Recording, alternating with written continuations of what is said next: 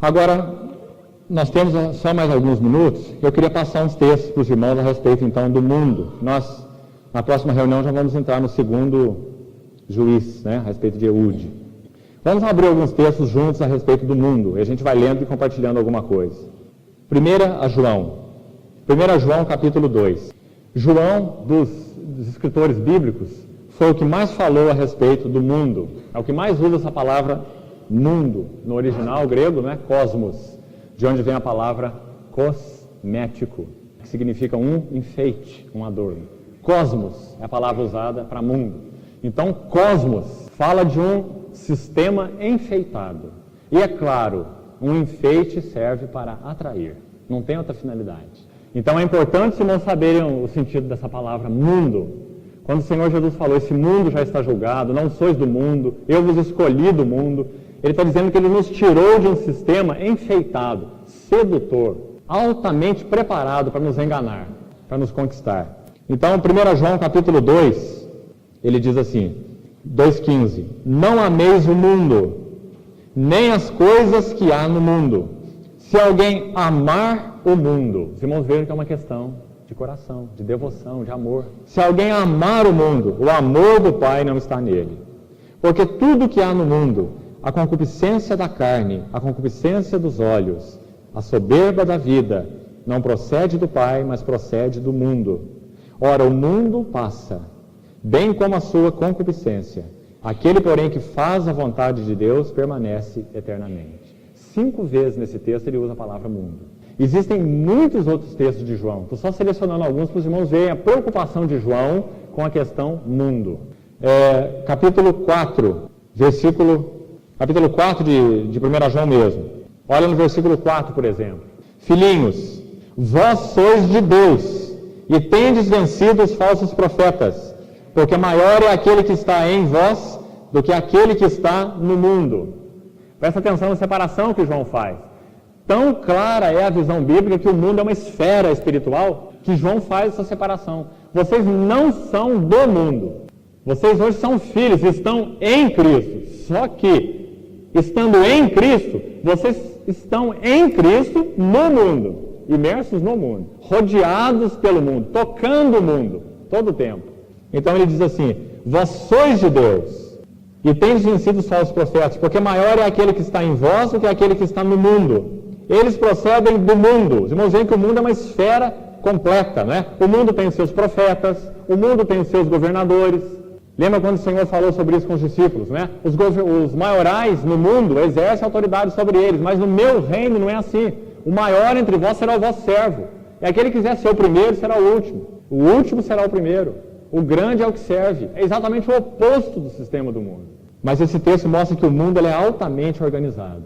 Né? Ele tem os seus profetas, os seus porta-vozes. Eles procedem do mundo. Por essa razão, falam da parte do mundo e o mundo os ouve. Olha que separação que João faz. Na mente de João é tão claro. Ele está dizendo, olha, esses que falam da parte do mundo, eles falam para o mundo. E o mundo vai os ouvir. Não importa se o mundo estiver dentro da igreja. Se um falso profeta pregar na igreja e 50% dos cristãos ouvirem, não é porque eles estão dentro de um ambiente que nós chamamos de igreja que eles estão preservados. Se eles não são do Senhor, eles vão ouvir a voz do mundo, do porta-voz do mundo, e vão segui-la. O mundo tem os seus profetas. Agora, existem alguns textos, e no Evangelho agora que eu queria ler rapidamente com os irmãos também. João, Evangelho, capítulo 12, João, capítulo 12, versículo 31.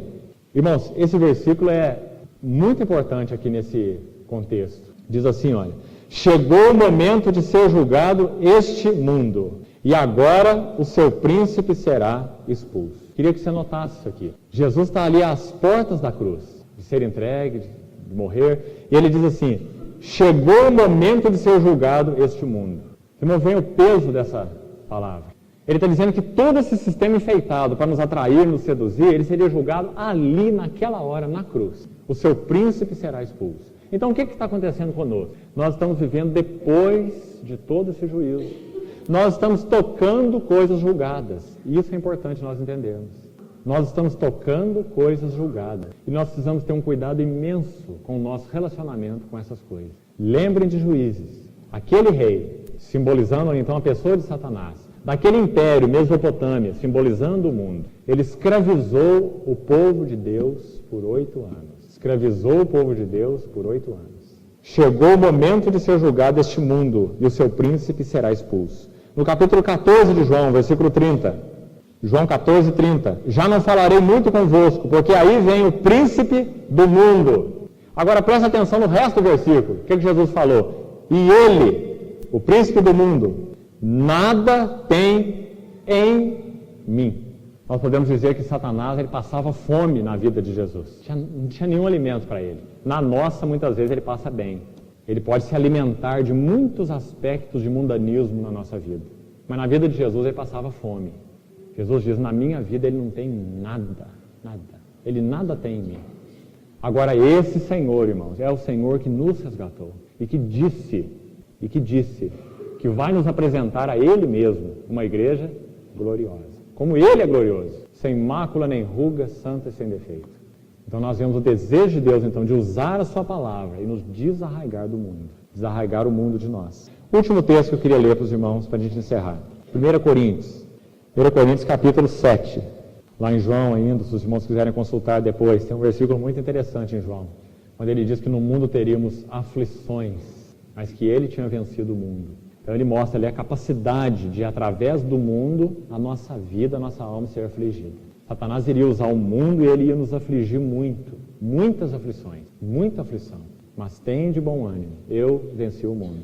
Por isso que João, depois lá na epístola, ele disse assim, essa é a vitória que vence o mundo, João fala, né? A nossa fé, ou a nossa união com Cristo.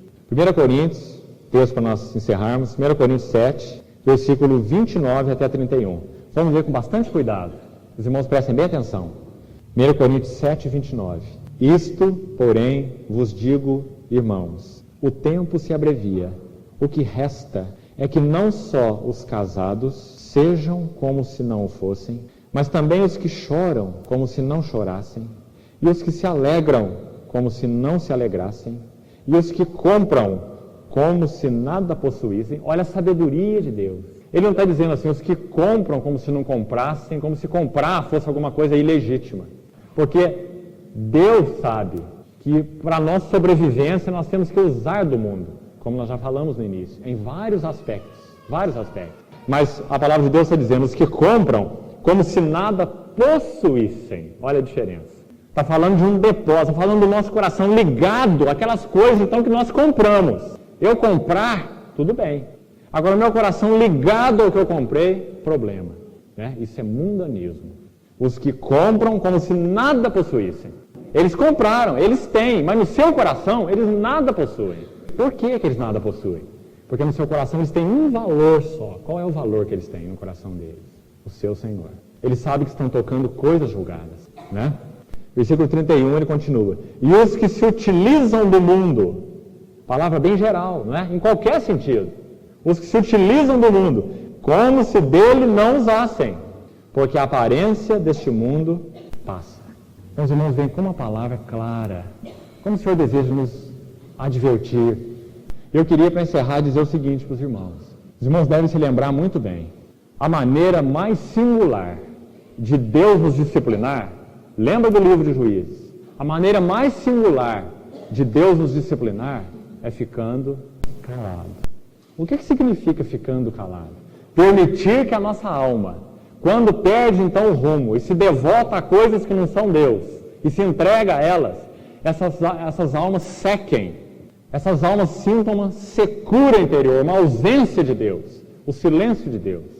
E esse silêncio então faz com que essa alma entre debaixo de disciplina e possa então retornar para Deus. Foi isso que ele fez nos tempos de Juízes. No caso desse império da Mesopotâmia, esse domínio da Mesopotâmia que nós estamos estudando, 8 anos de silêncio. Onde que estava Deus? Calado. 8 anos calado. E o povo sendo oprimido por esse imperador idólatra. 8 anos o Senhor calado. No dado momento, dentro da sabedoria dele, ele levanta o libertador, Otoniel. Então resgata o povo de novo para a visão de Deus. Isso aconteceu todas as vezes. Então, irmãos, se nós, nas nossas vidas, temos tocado o mundo com um discernimento interior de ilegitimidade, nós devemos levar isso diante do Senhor. Porque tocar o mundo de forma ilegítima pode nos conduzir a um cativeiro muito sério. Muito sério. e levar a nossa alma a um desastre muito grande. Então nós devemos buscar sensibilidade espiritual. Senhor, mostra de uma forma mais precisa para mim como que eu me relaciono com dinheiro. Senhor, revela para mim até que ponto eu sinto segurança no que eu possuo. Senhor, de que maneira eu lido com a questão trabalho? O que trabalho significa para mim? Você tem que fazer essas perguntas. Senão nossa vida nunca pode ser examinada nessas questões. Nós somos como Tozer já disse uma vez, né? Nós passamos como crianças apressadas pelos corredores do reino sem saber o real valor de nada e queremos chegar a algum lugar. É impossível. Nós temos que passar pelos corredores do reino sabendo o valor real de tudo, das coisas santas e das coisas condenadas. Porque nós temos que tocar em muitas coisas condenadas. Esse é o mundo. Então que o Senhor nos dê graça para isso, irmãos. Para sermos examinados, para que o nosso coração se conserve puro. Nós não possamos, então, ser sujeitos, né, a esses ídolos disfarçados. E a nossa característica espiritual, então, seja uma característica mundana.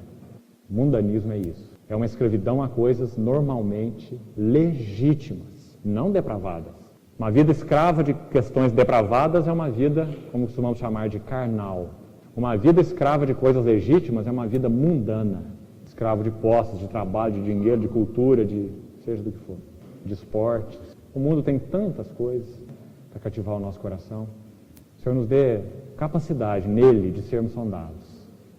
Amém. Vamos orar. Senhor, nós clamamos juntos como igreja a Ti, pela Sua infinita bondade. O Senhor nos sonde o coração e prove os pensamentos. Nós temos necessidade, Senhor, de sermos perscrutados por Ti, porque grande foi o nosso desvio, grande é a nossa corrupção. Nós pedimos que o Senhor esclareça para nós, Senhor, o mundo como ele é. Que o Senhor nos dê capacidade em Ti de termos tanto discernimento espiritual quanto sensibilidade espiritual, para nós podermos conviver, Senhor, e tocar este mundo julgado com um coração preservado, com um coração puro. Ajuda-nos, Senhor, a não nos submetermos a um cativeiro mundano em nenhum aspecto. Ajuda-nos, Senhor, a desenvolvermos um coração de amor para com o Senhor, para que o amor do Pai nos livre do amor ao mundo. Nós sabemos que essas duas coisas não podem andar juntas, Senhor. E nós desejamos que o Teu amor triunfe nas nossas vidas. Leva-nos a Ti, a Tua palavra, a meditação, a oração, a vida unida, a vida de comunhão, para que nós sejamos preservados de tantas ciladas, de tantas estratégias. Nós Te pedimos, Senhor, porque é para a Tua própria glória, porque há um desejo no Teu coração de apresentar para Ti uma igreja gloriosa. E nós sabemos que o Senhor nos escolheu como esse povo do Seu coração. Pedimos que o Senhor complete essa obra em nós, livremente, em nome de Jesus. Amém, Senhor. Agora, nós temos só mais alguns minutos. Eu queria passar uns textos para os irmãos a respeito, então, do mundo. Nós, na próxima reunião, já vamos entrar no segundo juiz, né, a respeito de Eude. Vamos abrir alguns textos juntos a respeito do mundo, e a gente vai lendo e compartilhando alguma coisa. Primeira a João. 1 João, capítulo 2. João, dos escritores bíblicos, foi o que mais falou a respeito do mundo. É o que mais usa essa palavra mundo. No original grego, né? Cosmos, de onde vem a palavra cosmético, que significa um enfeite, um adorno. Cosmos é a palavra usada